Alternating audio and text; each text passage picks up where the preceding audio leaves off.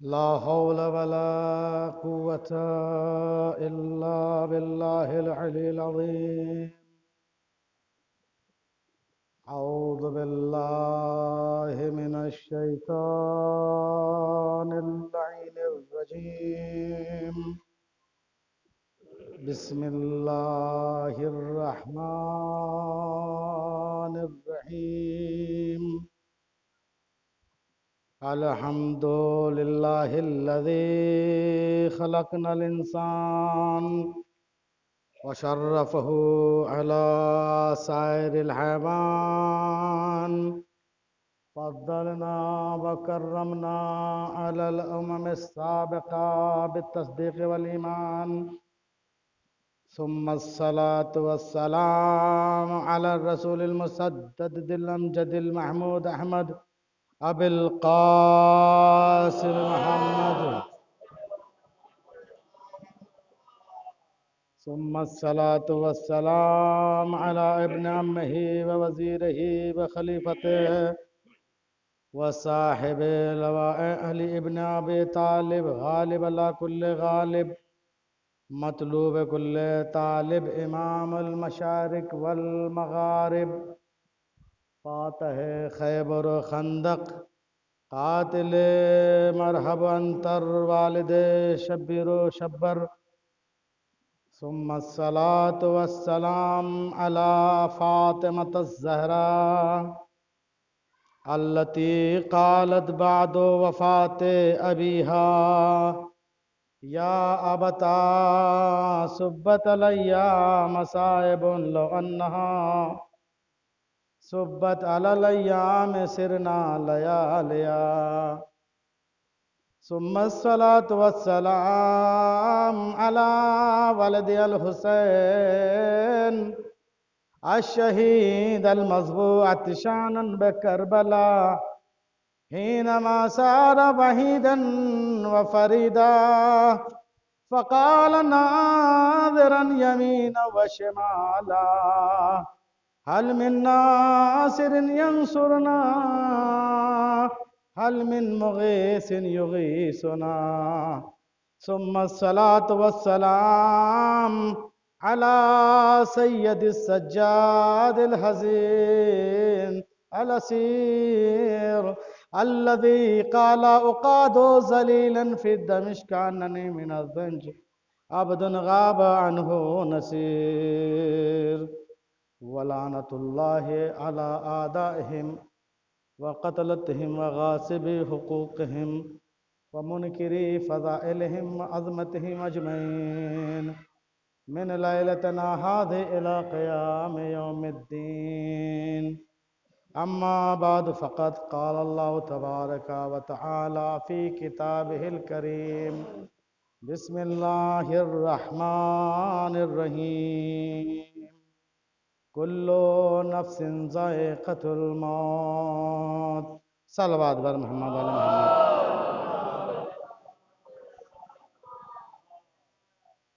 عزیزان گرامی، آج جو اس وقت میں مجلس پڑھ رہا ہوں، لہذا میں یہ بتانا مناسب سمجھوں گا کہ ماشاء اللہ سے آپ لوگ بڑی جوش و خروش والی مجلس کو سماعت کرتے ہیں، لیکن اس وقت جو اس مجلس کو سن رہے ہیں تو ان کی زبان اردو نہیں ہے، لیکن چونکہ ان کا تعلق ہندوستان و پاکستان سے ہے، کبھی زمانے قدیم میں، لہذا تھوڑی بہت ان کو اردو آتی ہے، لہذا جو اس وقت ڈائریکٹ سن رہے ہیں مجلس کو تو اردو جو ہے نا بہت ہی کم جانتے ہیں، لہذا بہت ہی آسان سے الفاظ مجھے ڈھونڈ ڈھونڈ کر کے بولنا ہے اور بڑے جوش کے ساتھ بھی نہیں پڑھ سکتے، اس لیے کہ پھر سامنے والے کو سمجھ میں نہیں آئے گا کہ انہوں نے کیا کہا ہے۔ تو المختصر یہ کہ آپ تمام مجالس میں جب قرآن کی تلاوت کرتے ہیں علماء خطبہ سے پوسٹرز وغیرہ پر بھی آپ دیکھتے رہتے ہیں، لکھا رہتا ہے کلو نفس ذائقۃ الموت، ہر نفس کو موت کا مزہ چکھنا ہے۔ ذائقہ، اب ذائقہ موت کا چکھنا ہے، وہ ذائقہ کیسا ہونا چاہیے، وہ ذائقہ کیسا ہے، یہ ہم نہیں بتا سکتے، آپ نہیں جان سکتے۔ ہاں، کتابوں میں آپ کو ملے گا کہ جس وقت انسان حالت احتضار میں ہوتا ہے اور اس کے جسم سے جب روح کھینچی جاتی ہے تو انسان بہت ہی بےکل ہو کر کے تڑپتا ہے، اور اس کی مثال علماء نے کچھ اس طرح سے دی ہے کہ جیسے ایک ریشمی کپڑے کو خاردار درخت پر ڈال دیا جائے اور جھٹکے سے اس کو کھینچ لیا جائے، جس طرح سے اس ریشمی کپڑے کا دھاگا ریشہ الگ ہو جاتا ہے، اسی طرح سے جب انسان کا حالت احتضار ہوتا ہے تو اس کی وہ کیفیت ہوتی ہے۔ روایات مختلف ملتی ہیں کہ جس وقت انسان کا دم نکلتا ہے تو اس کے جسم کو ایسا نچوڑ دیا جاتا ہے کہ اس کے جسم سے تارکول جیسا خون نکلتا ہے جو ہماری نگاہوں سے اوجھل رہتا ہے۔ اس کے لیے ایک واقعے کا میں سہارا لوں گا، جس واقعے سے اندازہ ہوتا ہے کہ جو ہماری نگاہیں نہیں دیکھ سکتی وہ کچھ ایسی بھی مخلوق اللہ نے خلق کی ہے کہ جو ان اشیاء کو وہ دیکھتے رہتے ہیں، ان کو اللہ نے یہ قوت و پاور دیا ہوا ہے۔ ایک عالم دین، ایک والدہ، دو ماں بیٹے ایک جگہ پر رہتے تھے۔ ماں بہت ضعیفہ ہو چکی تھی، روزانہ اپنے بیٹے سے اصرار کرتی تھی کہ بیٹا شادی کر لو، بیٹا شادی کر لو، میں ضعیفہ ہو چکی ہوں، شادی کر لو، میں ضعیفہ ہو چکی ہوں، بیٹا میرا کوئی سہارا نہیں، پتہ نہیں کس وقت میں آنکھ بند کر لوں۔ لیکن بیٹا، عالم یہ تھا کہ وہ اپنی کتابوں میں مہو رہتے تھے اور تحقیق جستجو میں لگے رہتے تھے، اور جب ماں کہتی تھی تو وہ ٹال دیتے تھے۔ تو ماں نے ایک دن کہا کہ بیٹا، تمام قبیلے کی لڑکیاں، اچھی لڑکیاں، ان کی شادیاں ہو گئیں، خاندان میں تمام جو لڑکیاں تھیں ان کی شادیاں ہو گئیں، اب بیٹا کیا اللہ تمہارے لیے کوئی حور اتارے گا جس سے تم شادی کرو گے؟ تو ماں سے بیٹے نے مسکرا کر کہا، مادر گرامی، اگر اللہ کی مرضی ہوگی تو میری شادی حور سے ہو جائے گی۔ یہ کہہ کر کے مسکرا کر کے وہ عالم دین گھر سے چلے گئے۔ آج تو لوگ اچھی روشنی میں پڑھنا گوارا نہیں کرتے، کتابیں اٹھا کر نہیں دیکھتے۔ جناب والا، آج سہارا موبائل کا لے لیا ہے کہ موبائل سے ہر چیز پڑھ رہے ہیں، ہر چیز موبائل سے دیکھ رہے ہیں، لیکن جو لطف کتاب کے پڑھنے میں آتا ہے وہ موبائل سے پڑھنے میں نہیں آتا۔ پہلے زمانے میں یہ ہوتا تھا کہ لوگ، چونکہ یہ روشنیاں اتنی تو تھی نہیں، یہ چمک دھمک، یہ اتنی برق تو دنیا میں نہ تھی، چراغ کی روشنی تھی، اور وہ بھی مشکلوں کا دور تھا۔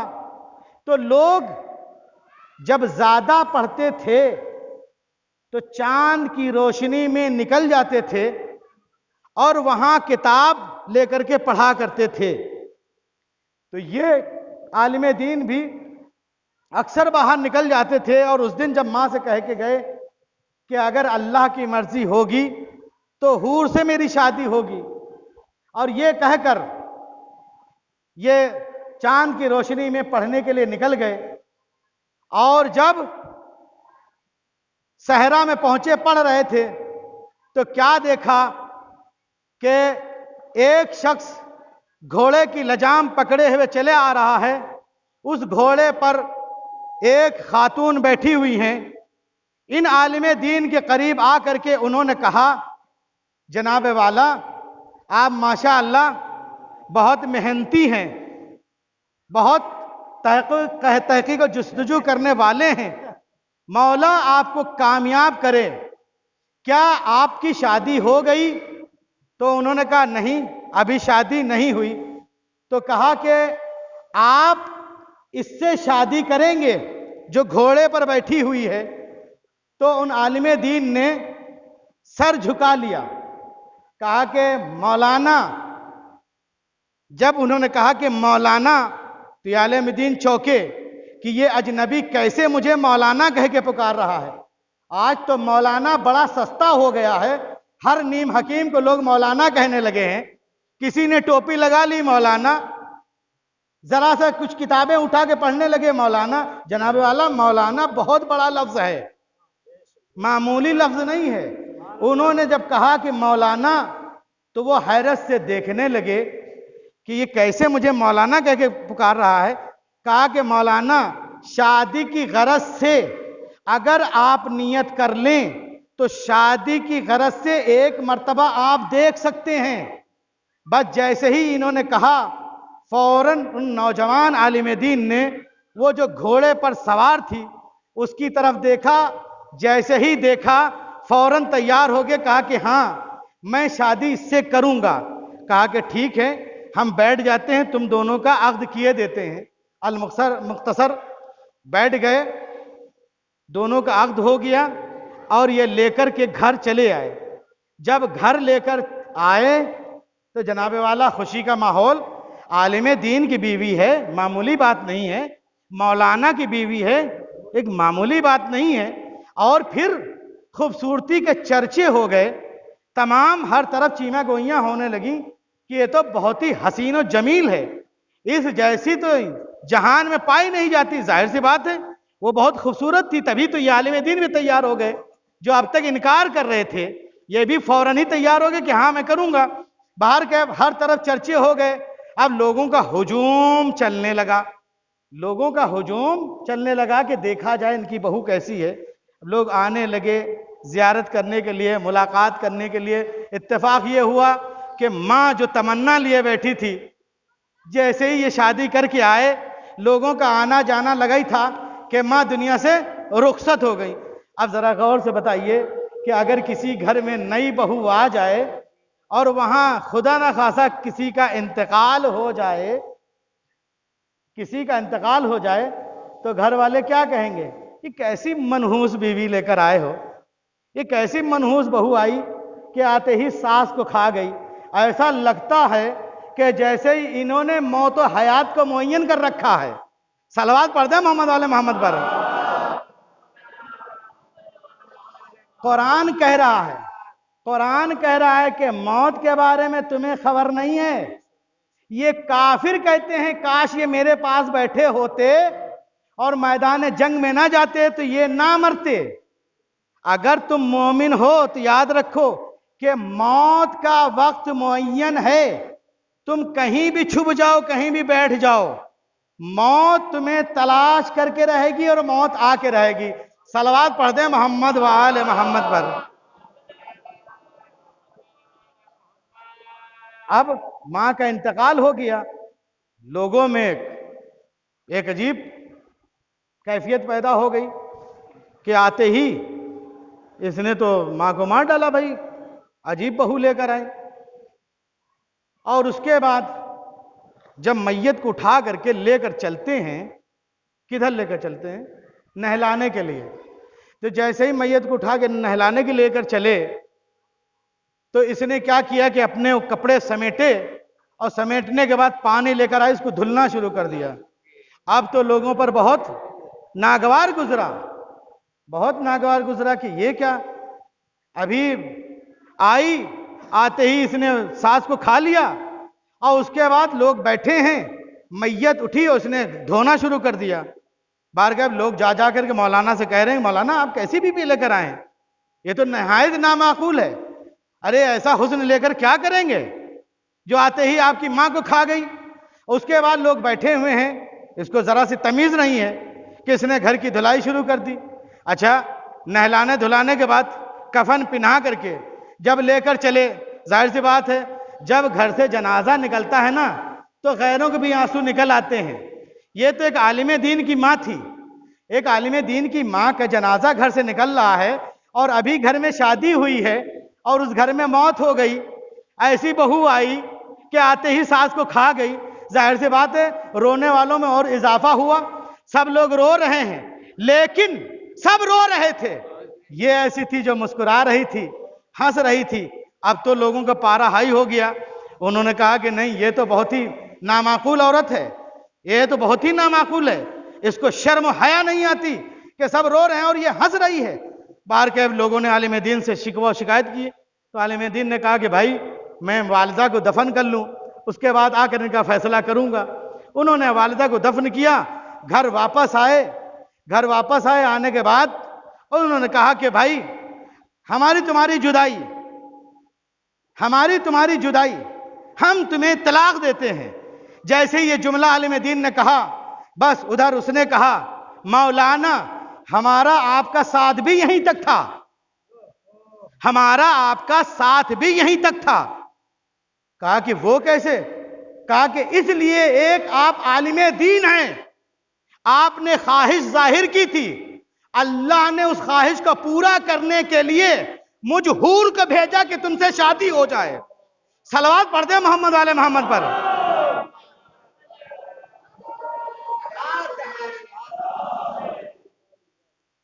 تو جب انہوں نے یہ دیکھا کہ ارے یہ میں نے کیا غضب کر دیا, کہا کہ ہم رجوع کرتے ہیں. کہا نہیں بس ہمارا آپ کا ساتھ یہیں تک.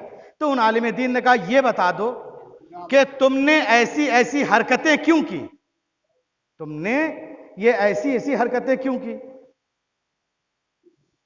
کہا کہ دیکھو موت حق ہے, موت میں کسی کا دخل نہیں ہے, موت کا وقت معین ہے. جب آپ کی والدہ کو نہلانے کے لیے لے کر گئے, جو میں دیکھ رہی تھی وہ آپ نہیں دیکھ رہے تھے. کہا کہ وہ کیا تم دیکھ رہی تھی؟ کہا جس وقت آپ کی والدہ کے جسم سے روح قبض کی گئی تو ملک الموت نے اس قدر اس کو نچوڑا, ایسے نچوڑا کہ سارے جسم کا تارکول نکل کے زمین پر بہہ رہا تھا. جو زمین پر بہہ رہا تھا وہ میری نگاہوں میں نجس تھا, لہٰذا میں نے مناسب جانا کہ اپنے سامنے میں اس کو صاف کر دوں, پاک کر دوں. اور یقیناً تم مجھ سے پوچھو گے اور یہ تم اپنی کتاب میں لکھو گے کہ مرنے کے وقت کیا ہوتا ہے, جس وقت انسان کا دم نکلتا ہے اس وقت کیفیت کیا ہوتی ہے. لہٰذا لکھوانے کے لیے یہ میں نے حرکت کی. کہا کہ جب میری ماں کا جنازہ جا رہا تھا سب رو رہے تھے, تم ہنس کیوں رہی تھی؟ کہا کہ اس نے ایک عالم دین کو جنم دیا, اور ایسا عالم دین کہ جس کا دنیا بھر میں نام ہوگا, جو ایک بہت بڑا فقیہ, یعنی آپ اتنے بڑے فقیہ, اتنے سچے اور ایماندار, معمولی بات نہیں ہے مولانا کہلوانا, سچے ایماندار. جب آپ کی والدہ کا انتقال ہوا اس وقت سے میں دیکھ رہی تھی, لیکن جب جنازہ چلا ہے تو ساتھ میں ملائکہ بھی تھے, ساتھ میں ہمارے نبی کریم حضرت محمد مصطفیٰ صلی اللہ علیہ وسلم, علی مرتضیٰ, حسنین علیہ السلام, بی بی فاطمہ زہرا صلوات اللہ علیہا ساتھ میں تھی. اس لیے میں مسکرا رہی تھی کہ کتنی نصیب والی یہ خاتون ہے کہ جو دنیا سے جا رہی ہے. صلوات پڑھ دے محمد والے محمد.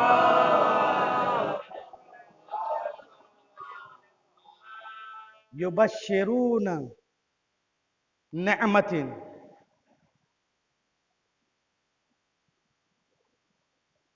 من اللہ ہے، وہ لوگ اس چیز سے خوش ہیں، راضی ہیں جن کو اللہ موت دیتا ہے،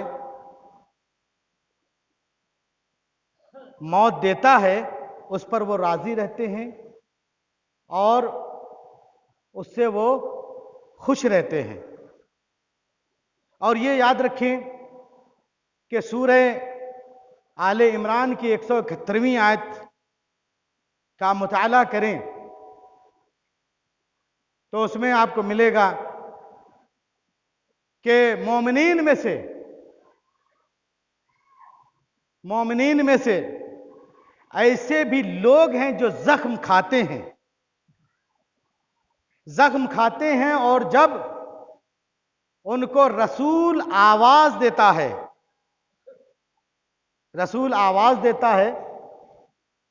تو اس کی آواز پر لبیک کہتے ہیں۔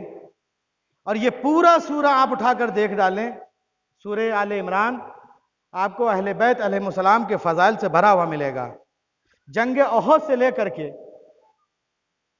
اور بھی جو اتنے مارکے ہوئے ہیں آپ اس میں مولا کائنات کے فضائل ملیں گے کہ زخمی ہونے کے باوجود جب رسول ان کو پکارتے ہیں، اللہ ان کو آواز دیتا ہے، رسول ان کو آواز دیتا ہے تو فوراً رسول پر لبیک کہتے ہوئے اور رسول کی خدمت میں حاضر ہو جاتے ہیں۔ اسی سورے میں آپ کو 153ویں آیت، آج اگر کوئی ہم سے یہ کہے کہ جناب والا آپ لوگوں کو ایسا کیوں کہتے ہیں، تو جناب والا قرآن خود اعلان کر رہا ہے، قرآن کی آیت ہے 153، یہ قرآن کی آیت ہے کہ رسول تمہیں آواز دے رہا تھا اور تم اونچائی کی طرف بھاگے چلے جا رہے تھے۔ پیچھے سے رسول تمہیں آواز دے رہا تھا اور تم بھاگے چلے جا رہے تھے، کسی طرح سے تم رسول کی آواز نہیں سنتے تھے۔ دوسری طرف یہ آیت کہہ رہی ہے 171ویں آیت کہ زخمی ہونے کے باوجود رسول بلاتا ہے اور وہ زخموں کی پرواہ نہ کرتے ہوئے رسول کی خدمت میں حاضر ہو جاتے ہیں۔ عزیزان گرامی، ایک بزم رسول ہے اور ایک رسول مارکے میں کھڑا ہے۔ بزم رسول میں آپ کو تو معلوم ہوگا کہ بہت سے واقعات آپ کو ملیں گے کہ رسول ردا بچھائے ہوئے بیٹھے ہیں، آنے والے لوگ آ رہے ہیں اور بیٹھتے جا رہے ہیں، بڑے شدت کے ساتھ سنا جاتا ہے، اور مساجد سے بھی ان روایتوں کو بیان کیا جاتا ہے کہ رسول ابا بچھائے بیٹھے ہیں، آنے والے لوگ آ رہے ہیں اور رسول ان کو تربیت دے رہے ہیں، ان کو اخلاق سکھلا رہے ہیں، اس لیے کہ خلق عظیم پر فائز ہیں رسول، سب کو اخلاق سکھلا رہے ہیں، باہر کے سب کی تربیت کر رہے ہیں۔ آنے والوں میں ایک آدمی ایسا بھی آ گیا کہ جو مٹی سے سنا ہوا تھا، جس کے لباس پر مٹی لگی ہوئی تھی، جسم سے پسینہ بہہ رہا تھا، اور وہ بہت ہی ایسا پسینے میں ڈوبا ہوا تھا، ایسا محسوس ہو رہا تھا کہ ابھی بھی یہ مزدوری کر کے چلا آ رہا ہے۔ اور دربار رسالت میں جب آیا تو رسول اسلام کو اس نے سلام کیا، رسول اسلام نے اس کو بیٹھنے کا اشارہ کیا، اتفاق سے اس کو وہاں پر جگہ ملی جہاں پر ایک رئیس بیٹھا ہوا تھا، جس کا لباس معطر تھا، خوشبو اس سے مہک رہی تھی، وہاں پر اس کو بیٹھنے کی جگہ ملی، اور جب وہ مزدور وہاں پر بیٹھنے لگا تو وہ رئیس نے چاہا کہ اپنے دامن کو سمیٹ لے، بس جیسے ہی اس رئیس نے چاہا کہ اپنے دامن کو سمیٹے، جبین رسالت پر بل پڑ گئے، سر کو جھکا لیا۔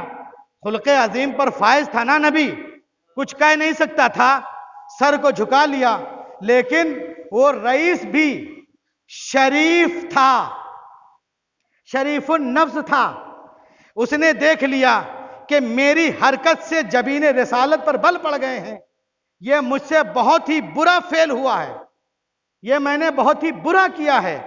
ہاتھ جوڑ کر کے کھڑا ہو گیا، یا رسول اللہ مجھ سے غلطی ہو گئی ہے۔ بس رسول اسلام نے بھی سر کو اٹھایا، اور اٹھانے کے بعد کہا کہ بھائی تیری غلطی اس سے ہوئی ہے، مجھ سے تو نے کوئی غلطی نہیں کی ہے۔ یاد رکھیں جس سے غلطی کی جاتی ہے اسی سے معافی مانگی جائے گی۔ اے رسول نے بتلا دیا ہے کہ جس سے تم خطا کرو اسی سے معافی بھی مانگو۔ تو ایک مرتبہ وہ اٹھ کے کھڑا ہوا، اس مزدور سے اس نے کہا کہ بھائی آپ مجھے معاف کر دو، تو اس نے بھی سر جھکا لیا۔ اس رئیس جو شریف نفس تھا اس نے کہا کہ بھائی ہم تمہیں آدھی دولت دے دیں گے، آدھی دولت دے دیں گے، آپ مجھے معاف کر دیجئے۔ لیکن اس نے وہ دولت لینے سے انکار کر دیا۔ اس نے کہا کہ ٹھیک ہے، آپ آدھی دولت پر راضی نہیں ہوتے ہیں، میں آپ کو پوری دولت دے دوں گا، لیکن آپ مجھے معاف کر دیجئے۔ جب یہ جملہ سنا تو ایک مرتبہ مزدور اٹھ کر کھڑا ہوا، ہاتھ جوڑ کے کہنا یا رسول اللہ آپ حکم نہ فرمائیے گا، اگر آپ نے حکم فرما دیا تو مجھے اس کی دولت لینا پڑے گی۔ تو ایک مرتبہ رسول اسلام نے پوچھا کہ تو اس کی دولت لینا کیوں نہیں چاہتا؟ تو اس نے ہاتھ جوڑ کہا کہ یا رسول اللہ میں اس دولت کو لے کر کیا کروں جو مزاجوں کو بدل دے، جو مزاجوں کو بگاڑ دے، اس دولت کو میں لے کر کیا کروں گا؟ مجھے ڈر لگتا ہے کہیں ایسا نہ ہو میں اس کی دولت لے لوں تو میرا بھی مزاج وہی ہو جائے جو اس رئیس کا مزاج ہے۔ صلوات پڑھ دے محمد والے محمد پر۔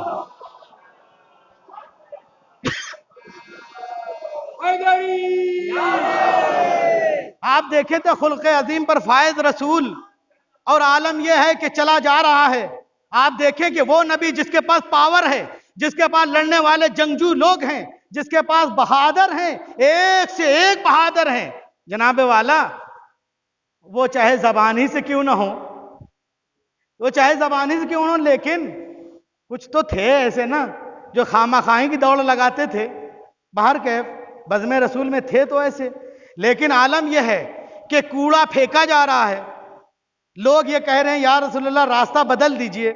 رسول اسلام مسکرا کے فرماتے ہیں جو میں جانتا ہوں تم نہیں جانتے، جو میں جانتا ہوں تم نہیں جانتے۔ یا رسول اللہ یہ روزانہ بڑھیا کوڑا پھینکتی ہے، اگر آپ حکم فرما دیں تو اس کا میں ٹیٹواں امیٹ دوں، یعنی گردن مروڑ دوں۔ رسول اسلام مسکرا کر جواب دیتے ہیں نہیں، ابھی وقت نہیں آیا ہے۔ عالم یہ ہے کہ روزانہ کوڑا پھینک رہی ہے، روزانہ رسول اسلام ادھر سے گزر رہے ہیں۔ ایک دن رسول اسلام کا گزر ہوا تو کوڑا آپ پر نہ پھینکا گیا، آپ کھڑے ہو گئے۔ جب آپ وہاں پر کھڑے ہو گئے تو لوگوں نے کہا یا رسول اللہ، یا رسول اللہ خدا کا شکر ہے کہ وہ منحوس بڑھیا آج پتہ نہیں کہیں چلی گئی، جس نے آپ کے اوپر کوڑا جو پھینکتی تھی آج نہ پھینک سکی۔ تو ایک مرتبہ رسول اسلام نے کہا کہ نہیں، مجھے معلوم کرنا ہے، مجھے معلوم کرنا ہے کہ وہ بڑھیا کو کیا ہوا، کیوں اس نے کوڑا نہیں پھینکا۔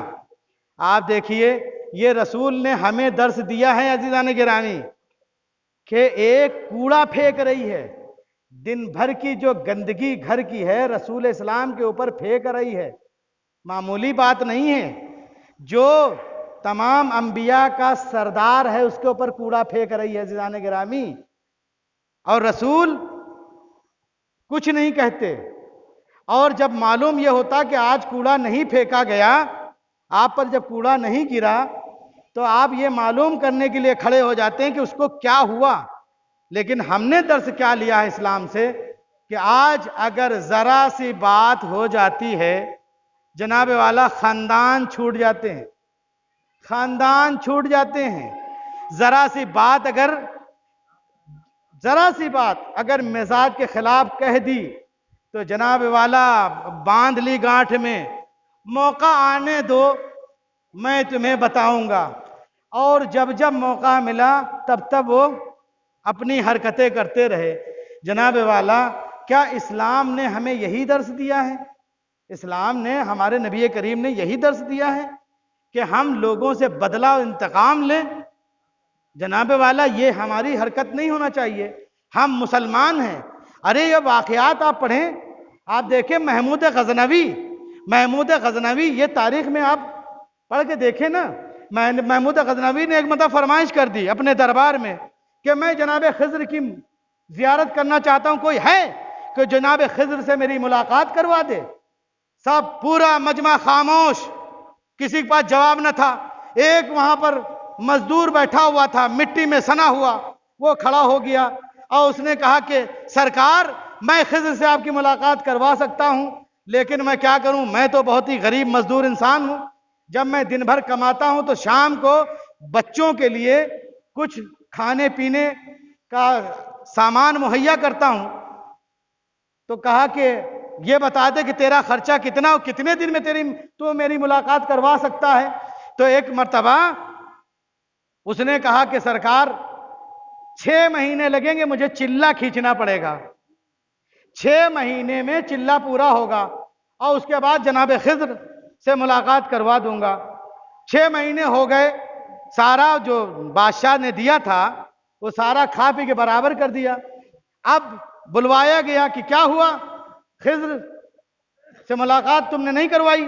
کہا سرکار کچھ عمل ہمارا الٹا ہو گیا، لہٰذا اب مجھے 6 مہینے کی اور مہلت چاہیے اور 6 مہینے کا اور بھی مجھے راشن اور پیسہ چاہیے۔ اب بادشاہ نے کہا بھائی 6 مہینے کا اور دے دیا جائے۔ جب 6 مہینے اور ہو گئے تو ایک مرتبہ پھر بلوایا گیا، کہا کہ بھائی کیا ہوا، ہمارے کام کا کیا ہوا؟ تو کہا کہ سرکار ہم کہاں اور خضر کہاں، ہم کہاں اور چلہ کہاں، دعا یہ سب کہاں، یہ ہمیں تو کچھ بھی آتا جاتا نہیں۔ تو کہا تو نے پھر کیوں ایسا کہا؟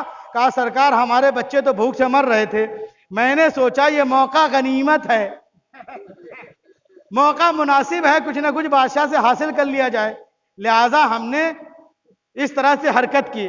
اب سرکار جو سزا چاہیں آپ مجھے دے دیں، ہم نے جو کچھ کیا اپنے بچوں کے لیے کیا۔ بادشاہ نے فوراً وزیر سے کہا کہ وزیر بتا کہ اس کی سزا کیا ہونا چاہیے؟ تو ایک مرتبہ ایک وزیر اٹھ کے کھڑا ہوا، اس نے کہا کہ سرکار اس کی گردن مار دی جائے، اس نے بہت بڑا جرم کیا ہے کہ آپ سے جھوٹ بولا ہے، جھوٹ بول کر کے اس نے آپ سے پیسہ لیا ہے۔ تو ایک مرتبہ بادشاہ نے دیکھا کہ ایک بزرگ اسی دربار میں بیٹھے ہوئے تھے، اٹھ کر کھڑے ہوئے اور اس نے کہا کہ سبحان اللہ، کیا بہترین فیصلہ اس نے کیا ہے، کیا بہترین فیصلہ اس نے کیا ہے۔ باہر کے وزیر سے بٹھا دیا، دوسرا وزیر بیٹھا تھا، اس سے کہا کہ یہ بتا دو تمہارے نزدیک اس کی سزا کیا ہے؟ تو ایک مرتبہ اس وزیر نے کہا کہ سرکار اس نے آپ سے جھوٹ بولا ہے اور بیت المال سے مال لیا ہے، لہٰذا اس کی سزا یہ ہے کہ اس کو تڑپا کے مارا جائے۔ کہا کہ وہ کیسے؟ کہا کہ اس کو کتوں کے سامنے ڈال دیا جائے، کتے نوچ کر کے اس کو کھائیں، اس طرح سے اس کو سزا دی جائے۔ ایک مرتبہ پھر وہ بزرگ کھڑے ہوئے اور کہا سبحان اللہ، بہت اچھا فیصلہ کیا اس نے، بہت اچھا فیصلہ کیا اس نے۔ عزیزان گرامی، پھر اس کے بعد بادشاہ نے جو ان کا ایک غلام تھا، کچھ روایات میں ہے کہ ان کا باورچی تھا، کچھ یہ تھا، کچھ یہ روایت میں ملتا ہے کہ نہیں ان کا غلام تھا جس کا نام ایاز۔ کہا ایاز تم کیا کہتے ہو کہ اس کی سزا کیا ہونا چاہیے؟ تو ایک مرتبہ کہا سرکار اس نے اپنے بچوں کا پیٹ پالنے کے لیے جھوٹ بولا ہے جس سے آپ کی شان میں کوئی اثر نہیں ہونے والا، آپ کی شان پر کوئی فرق پڑنے والا نہیں، نہ بیت المال سے آپ کا مال کم ہوا ہے۔ تو کہا کیا حکم ہے؟ کہا کہ اس کو چھوڑ دیا جائے، چھوڑ دیا جائے۔ تو ایک مرتبہ یہ بھی محمود غزنوی نے سنا، سننے کے بعد ایک مرتبہ پھر وہ جو نورانی شکل والے بزرگ تھے کہا کہ یہ بتائیے کہ آپ نے پہلے والے کے بھی کہا بہت اچھا، دوسرے والے کے لیے کہا بہت اچھا، اور یہ جو ایاز کہہ رہا ہے اس کے بارے میں کہہ رہے ہیں سبحان اللہ بہت اچھا فیصلہ دیا، آخر ماجرا کیا ہے؟ آپ نے کسی کو تو غلط نہیں کہا، سب کو تو اچھا ہی کہا کہ سرکار اس میں کوئی غلط نہیں، اگر غلط ہے وہ تم غلط ہو۔ کہا کہ وہ کیسے؟ کہا کہ جس نے کہا کہ اس کو قتل کر دیا جائے اس کا باپ قصائی ہے، لہذا اس نے قصائیوں والا حکم دیا ہے، اور جس نے کہا کہ کتوں کے سامنے ڈال دیا جائے اس کا باپ بادشاہوں کے کتوں کو نہلاتا تھا، اس لیے اس نے یہ فیصلہ کیا۔ کہا کہ جو ایاز ہے یہ سید زادہ ہے، سید زادہ ہے، کربلا میں حسین نے بھرا گھر لٹا دیا لیکن انتقام کا کہیں سے نام نہ لیا۔ اگر حسین چاہتے تو کربلا سے ایک بھی دشمن واپس نہیں جا سکتا تھا۔ کہا کہ یہ سید زادہ ہے، لہذا اس نے وہی حکم دیا ہے جو ایک سید کو دینا چاہیے۔ عزیزان گرامی، تو میں کہہ رہا تھا کہ انسان کو یہ سب چیزیں سوچنا چاہیے، ان پر غور کرنا چاہیے۔ یہ سب واقعات ہمیں درس دیتے ہیں کہ ہم کہاں پر جا رہے ہیں۔ انسان یہ سوچے کہ ہم کدھر جا رہے ہیں، ہمارا رخ کیا ہے، ہم کدھر جانے۔ باہر کیف میں عرض کر رہا تھا کہ مولا کائنات کے فضائل سے بھرا پڑا ہوا ہے کہ انہوں نے کہا الذین، صلوات پڑھ دیں محمد علی محمد پر۔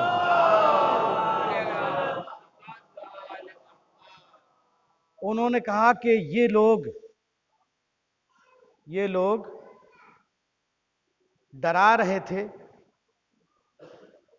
الذین فخشوہم فزادہم الایمان، یہ ڈرا رہے تھے، ان کا ڈرانا مقصد تھا۔ اور یہ واقعہ کب ہے؟ جنگ احد کے بعد، جیسا میں نے پہلے واقعہ بیان کیا۔ جنگ احد میں مولا کائنات زخمی ہوئے، کچھ لوگ بھاگ گئے، جس کے لیے قرآن کی آیت میں نے بتائی اذ تسعدوا ولا تلؤون علی احد والرسول یدعوکم، تم بھاگے چلے جا رہے تھے بلندی کی طرف، پیچھے سے رسول تمہیں آواز دے رہا تھا۔ تو ایک یہ لوگ تھے جو بھاگے چلے جا رہے تھے، رسول آواز دے رہا تھا۔ قرآن نے کہا الم احد الیکم یا بنی آدم ان لا تعبدوا الشیطان انہم لکم عدو مبین، اے بنی آدم کیا میں نے تم سے عہد و پیمان نہیں لیا کہ شیطان کی اطاعت نہ کرنا، اس لیے کہ وہ تمہارا کھلا ہوا دشمن ہے۔ عزیزان گرامی، اس سے اندازہ یہ ہوتا ہے کہ جو لوگ بھاگ رہے تھے وہ شیطان کی اطاعت کر رہے تھے، اس لیے کہ میدان احد میں دو آوازیں بلند ہو رہی تھی، ایک رسول کی آواز تھی اور ایک شیطان کی آواز تھی۔ شیطان کی آواز تھی قد قتل محمد، محمد قتل ہو گئے، اور دوسری طرف رسول اسلام آواز دے رہے ہیں کہ تم مجھے کہاں چھوڑ کر جا رہے ہو۔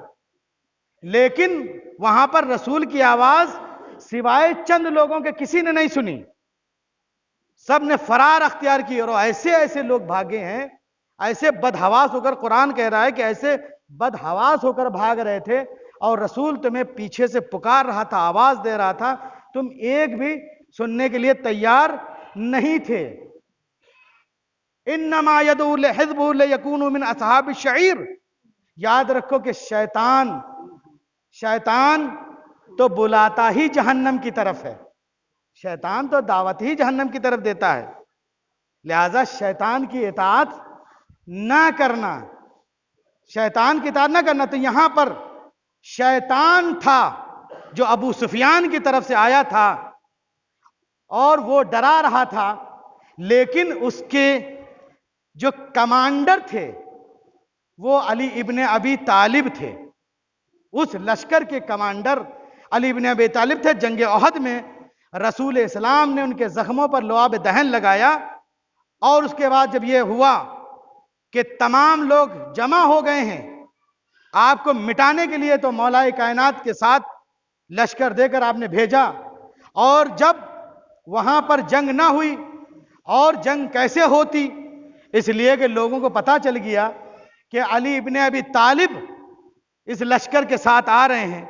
فَانْقَلَبُوا بِنِعْمَةٍ مِّنَ اللَّهِ وَفَضْلٍ لَمْ يَمْسَسْهُمْ سُوءٌ، جب وہاں پر جنگ نہ ہوئی تو انہیں کسی بھی برائی نے چھوا تک نہیں، ان کو کوئی برائی ان کے پاس آ نہیں سکی۔ کیوں؟ اس لیے کہ ان کو فضل الہی پر اتنا بھروسہ تھا، فضل الہی پر اتنا بھروسہ تھا، اس بھروسے کے ساتھ یہ گئے تھے، اور بھروسہ کرتے ہوئے یہ واپس آ گئے اپنے گھروں کی طرف، ان کو برائی نے کوئی چھوا تک نہیں۔ کس وجہ سے؟ فضل کی وجہ سے۔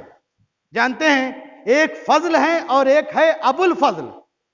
اگر فضل پر بھروسہ ہو جاتا ہے تو برائی چھوتی تک نہیں ہے۔ اب اگر کسی کو ابو الفضل پر بھروسہ ہو جائے، صلوات پڑھ دے محمد والے محمد پر، اس سے بہتر صلوات پڑھ دے محمد والے محمد پر۔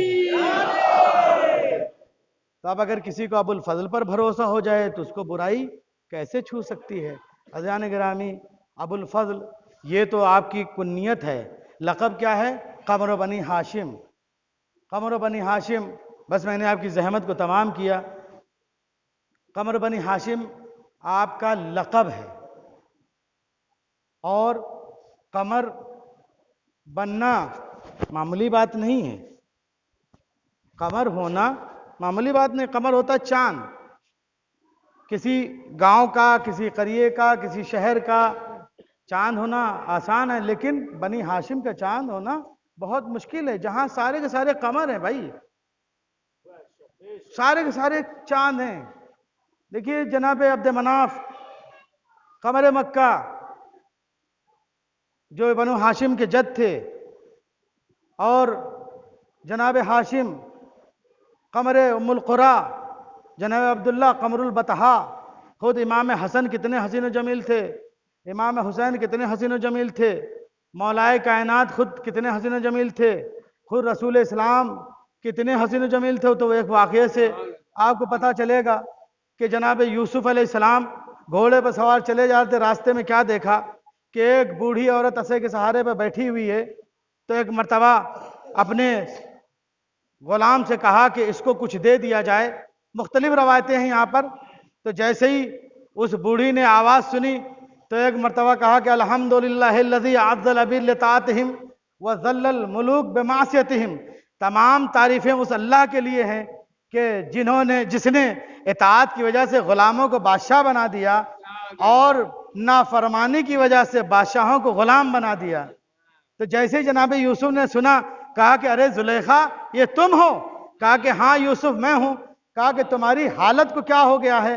کہا کہ اے یوسف یہ تمہاری محبت نے میری حالت ایسی بنا دی ہے۔ تو جناب یوسف نے کہا، جناب یوسف جیسا حسین جمیل کیا کہہ رہا ہے کہ تو نے مجھے دیکھا ہے تو تیری یہ حالت ہو گئی ہے، اگر تو میرے آخری نبی محمد کو دیکھ لے تو تیرا کیا حال ہوگا؟ تو ایک مرتبہ وہ گھر کی طرف بڑی تیزی سے چلی، اور چلتے چلتے ایک مرتبہ کہا کہ اے یوسف اس کا نام کیا ہے؟ کہا اس کا نام ہے محمد۔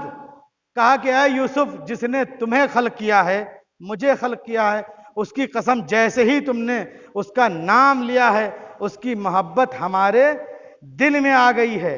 بس آواز قدرت آئی، اے یوسف میں دلوں کے راز سے واقف ہوں، یہ سچ کہہ رہی ہے۔ صلوات پڑھ دیں محمد والے محمد پر۔ تو یوسف جیسا حسین و جمیل کہہ رہا ہے کہ تو نے مجھے دیکھا ہے تو تیرا یہ حال ہو گیا ہے، اگر تو آخری نبی محمد کو دیکھ لے تو تیرا حال کیا ہوگا؟ عزیزان گرامی، یوسف جیسا حسین و جمیل کہہ رہا ہے محمد، تو محمد کتنے حسین و جمیل ہیں؟ محمد کی شبیہ کا نام ہے علی اکبر، جو رفتار میں، گفتار میں، صورت میں، سیرت میں رسول سے مشابہ ہیں۔ امام حسین علیہ السلام نے یہی تو کہا تھا، پالنے والے تو گواہ رہنا، میں اس وقت اس کو بھیجنے جا رہا ہوں جو صورت و سیرت و رفتار و گفتار میں میرے نانا سے مشابہ ہے، تو جناب علی اکبر کتنے حسین و جمیل تھے۔ اب ذرا غور تو کریں کہ غازی ابو الفضل عباس کتنے حسین و جمیل تھے، غازی ابو الفضل عباس کتنے حسین و جمیل تھے، کہ حیدر کی دعاؤں کا ثمر ہوتا ہے عباس، اکبر بھی کھڑا ہو تو قمر ہوتا ہے عباس۔ تو عباس کتنے حسین و جمیل تھے، خدا کی قسم فقط آپ حسین و جمیل نہیں تھے، بلکہ آپ بہت بڑے عالم بھی تھے، بہت بڑے عابد بھی تھے، بہت بڑے عابد بھی تھے۔ یاد رکھیں کہ جناب یوسف کے واقعات میں آپ کو یہ مل جائے گا کہ نبیوں کے وہاں بھی یہ پایا گیا ہے، اگر باپ ایک ہے ماں دو ہے اور ان ماں کے بیٹوں میں آپس میں نزاع رہے گا، جھگڑا رہے گا۔ یہ جناب یوسف علیہ السلام کی واقعات میں ملتا ہے کہ دو سگی بہنیں تھیں اور ان سے جو بچے تھے ان میں جھگڑا رہا ہے، یہاں تک کہ ایسا جھگڑا ہوا کہ جناب یوسف کو کنویں میں پھینک دیا گیا۔ لیکن آپ کو تاریخ میں ایک ماں ایسی بھی ملے گی، یہاں نبیوں کی اور بھی، اول تو نبی محمد مصطفیٰ کو اللہ نے سوائے جناب خدیجہ کبریٰ کے کسی بیوی سے کوئی اولاد دی نہیں۔ یوں تو بکتے رہیں کہ عائشہ سے ایک بچہ پیدا ہوا اور وہ مر گیا، وہ روایت جھوٹی ہے، جعلی ہے، اس کا کوئی معیار نہیں ہے، ان کے وہاں کوئی بچہ پیدا نہیں ہوا ہے۔ اللہ نے کسی بھی بیوی سے رسول اسلام کی کوئی اولاد عطا نہیں کی سوائے جناب خدیجہ الکبریٰ کہ دو بیٹے اور ایک بیٹی، اور دو بیٹوں کے بھی اللہ نے واپس لے لیا، اس لیے کہ حسنین جیسے فرزند جو عطا کر دیے۔ اس وجہ سے اب دیکھیں کہ اگر اللہ کو یہ بات گوارا نہ تھی کہ مائیں کئی ہوں گی، ان سے جو اولادیں ہوں گی، ایسا نہ ہو کہ لوگ کہنے لگیں کہ نبی کی بیویوں کے جو بچے ہیں ان میں جھگڑے ہوئے۔ لیکن آپ کو تاریخ میں ایسی ایک ماں دکھاؤں، خدا کی قسم کہ ایسی مائیں ہیں کہ آپ دیکھیں جناب خدیجہ الکبریٰ کے بعد جناب ام سلمہ آئیں، اور بھی تمام آئی ہیں، لیکن جو ام سلمہ کے رتبہ و مرتبہ ملا ہے وہ کسی کو نہیں ملا۔ اس کے بعد آپ دیکھیں جناب فاطمہ الزہرا صلوات اللہ علیہا کے بعد جناب ام البنین آئی ہیں، ان سے ایک فرزند ایسا پیدا ہوا ہے جو علی کی تمنا ہے، علی نے جس کے لیے فرمائش کی ہے کہ ہمیں ایسا بیٹا چاہیے جو بہادر ہو، شجاع ہو، جو ہماری طرح دکھتا ہو، ہماری طرح شجاعت رکھتا ہو، ہماری طرح رفتار ہو، ہماری طرح گفتار ہو، ایسا بیٹا پیدا ہوا ہے۔ لیکن عالم یہ ہے کہ ام البنین یہی کہہ رہی ہیں، بیٹا عباس حسین کے سامنے سر کو جھکائے رکھنا ہے، ہمیشہ تمہیں غلام زادے ہو، غلام بن کے رہنا ہے، غلام بن کے رہنا ہے۔ یہ تیری ماں اس گھر میں کنیز بن کر آئی ہے، یہ تربیت ہے عباس کی۔ آج شب جمعہ ہے نا، ایک جملہ غور سے سنیں، آنکھیں کھول کر سنیے، ایک جملہ میں سنا رہا ہوں، جب یاد کریں گے عباس کے اس مرتبے کو یاد کر کے روئیں گے۔ آج شب جمعہ ہے نا، جب شب جمعہ ہوتی ہے نا، قبر حسین پر تمام ملائکہ، انبیاء، اولیاء سب جمع ہوتے ہیں، ائمہ اطہار بھی جمع ہوتے ہیں، سب کے سب آ کر امام حسین علیہ السلام کی مرقد کے پاس آ کر بیٹھ جاتے ہیں، اور ایک مرتبہ بڑی تیزی سے حبیب ابن مزاحم نکلتے ہیں اور ایک مرتبہ روضہ عباس کی طرف جاتے ہیں، اور روضہ عباس کی طرف جاتے ہوئے ایک مرتبہ جب امام حسین علیہ السلام کے حرم میں آتے ہیں اور ایک مرتبہ کہتے ہیں کہ اے لوگوں، اب اس وقت وہ آ رہا ہے جس پر سب کی آرزویں، سب کی تمنائیں وابستہ تھیں، ہاں عزادارِ امام۔ اور ایک مرتبہ جیسے ہی وہ بہادر آتا ہے اور سر جھکائے ہوئے آتا ہے، اور جس وقت وہ آتا ہے سب کے سب اٹھ کر کھڑے ہو جاتے ہیں۔ عالم یہ ہے کہ سر سے خون بہ رہا ہوتا ہے، ہاتھوں سے خون بہ رہا ہوتا ہے، سر جھکائے ہوئے ہوتا ہے، اور ایک بیوی جو کہ اماری میں بیٹھی ہوئی ہوتی ہیں، سیاہ چادر میں لپٹی ہوئی ہوتی ہیں، جن کو ہر طرف سے آواز آتی ہے، اے فاطمہ ہم بھی آپ کے حسین کے عزادار ہیں۔ ہاں عزاداران امام۔ اس کے بعد وہ بیوی اٹھتی ہیں، اٹھنے کے بعد اور ایک مرتبہ اس جوان کو اپنے کلیجے سے لگا لیتی ہیں، جوان کو اپنے کلیجے سے لگا لیتی ہیں، اور ایک مرتبہ کہتی ہیں عباس عباس عباس عباس اپنے سر کو اٹھاؤ، عباس اپنے سر کو اٹھاؤ، عباس اپنے سر کو اٹھاؤ۔ ایک مرتبہ عباس کسی طرح سے سر کو نہیں اٹھاتے، ایک مرتبہ عباس کہتے ہیں اے اماں فاطمہ مجھ پر حکم نہ لگائیے، اس لیے کہ مجھے شرم آتی ہے، میں اپنے بھائی حسین کے سامنے کس طرح سے سر کو اٹھاؤں، اس لیے کہ وہاں پر میری بہن زینب بھی بیٹھی ہے۔ ارے یہ میری وہ زینب ہے کہ تلے زینبیہ سے چیختی رہی، اے عباس گھوڑوں کی نال بندی ہو رہی ہے، اے عباس حسین کے لاشے کو پامال کیا جا رہا ہے، اے عباس حسین کی لاش پر گھوڑے دوڑائے جا رہے ہیں، عباس حسین کے ہڈیوں کے چٹکنے کی آواز آ رہی ہے، میں کس طرح سے سر کو اٹھاؤں۔ جزاکم ربکم، خدا آپ کو کسی غم میں نہ رلائے سوائے غم سید الشہداء کے۔ عزاداران امام، یہ بہت بڑے بہادر تھے عباس، یہ آپ درگاہ میں بیٹھے ہیں نا، بہت بڑے بہادر تھے، معمولی بات نہیں ہے، بہت بڑے عالم بھی تھے، بہت بڑے فقیہ بھی تھے۔ جانتے ہیں مولا کائنات کے سامنے لشکر تھر تھر تھر تھر کانپتے تھے، کسی میں جرأت نہ تھی۔ معاویہ جیسا کہتا تھا لقاء الموت اسہل الی من لقاء علی بن ابی طالب، موت سے ملاقات ہو جائے وہ آسان ہے، لیکن علی سے سامنا نہ ہو، وہ معاویہ کہا کرتا تھا۔ لیکن جو غازی ابو الفضل عباس کے لیے ملتا ہے وہ مولا علی کے لیے بھی نہیں ملتا، اس لیے کہ تاریخ میں مقتل کی کتابیں ملتا ہے، لا ینامون ولا یہدون من خوف قوت شجاعت و فتق سمسام ہی۔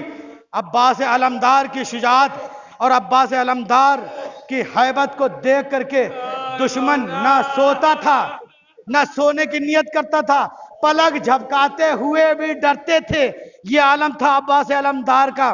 ہاں عزاداران امام، اور یہ عباس علمدار جب بھی گھوڑے پر سوار ہوتے تھے، سنتے ہیں نا کہ دو رکابہ گھوڑے پر سوار ہوتے تھے، کانو یرکبو علی فرس المتہم رجلہ یخطان الارض خطا، جس وقت دو رکابہ گھوڑے پر سوار ہوتے تھے پیروں کو نکال لیتے تھے تو پیر زمین پر خط دیتے جاتے تھے، پیر زمین پر خط دیتے جاتے تھے۔ یہ اس قدر آپ کا یہ قد تھا، کتنے قداور تھے جانتے ہیں، جس کے پیر زمین پر خط دیتے جاتے ہیں۔ جانتے ہیں ایک بس واقعہ، آخری واقعہ اور آپ کی زحمت تمام۔ جانتے ہیں جب قید شام سے چھوٹ کر تمام اہل حرم کربلا آئے ہیں، ساتھ میں ایک ایسی شہزادی ہیں، ایک ایسی مظلومہ بی بی ہے جو کربلا میں ردائیں چھن گئی نہیں روئی، خیمے جل گئے نہیں روئی، بلند آواز سے نہیں روئی، تماچے کھائے بلند آواز سے نہیں روئی، تازیانے کھائے بلند آواز سے نہیں روئی، کوفے کے بازاروں میں پھرائی گئیں بلند آواز سے نہیں روئیں، یزید کے دربار میں لے جایا گیا بلند آواز سے نہیں روئیں۔ لیکن جب قید شام سے چھوٹ کر کربلا آئی ہیں اور سب اپنے اپنے ورثاء کی قبروں پر پہنچی ہیں، تو ایک مرتبہ جناب ام کلثوم نے سید سجاد سے کہا، بیٹا سجاد یہ بتا دو میرے بھائی عباس کی قبر کہاں ہے؟ تو ایک مرتبہ سید سجاد نے فرات کی طرف ایک مٹی کے ڈھیر کی طرف اشارہ کر کے کہا کہ وہ آپ کے بھائی کی قبر ہے۔ جس وقت وہاں پر جناب ام کلثوم پہنچی ہیں تو ایک مرتبہ چیخ مار کر روئی، تو ایک مرتبہ جب چیخ مار کر روئی تو ایک مرتبہ سید سجاد نے کہا، اے پھوپھی اماں چیخ مار کر رونے کا سبب کیا ہے؟ کہا کہ اے بیٹا سجاد تم نے تو کہا تھا یہ میرے بھائی عباس کی قبر ہے، ارے یہ تو کسی بچے کی قبر معلوم ہوتی ہے۔ کہا پھوپھی اماں ارے ظالموں نے میرے چچا کی لاش کے ٹکڑے ٹکڑے کر ڈالے تھے، بس یہی بچا تھا جس کو میں نے دفن کیا، اور یہی میرے چچا کی برکت ہے۔ سیالم الذین ظلموا ایمن منقلبون انا للہ و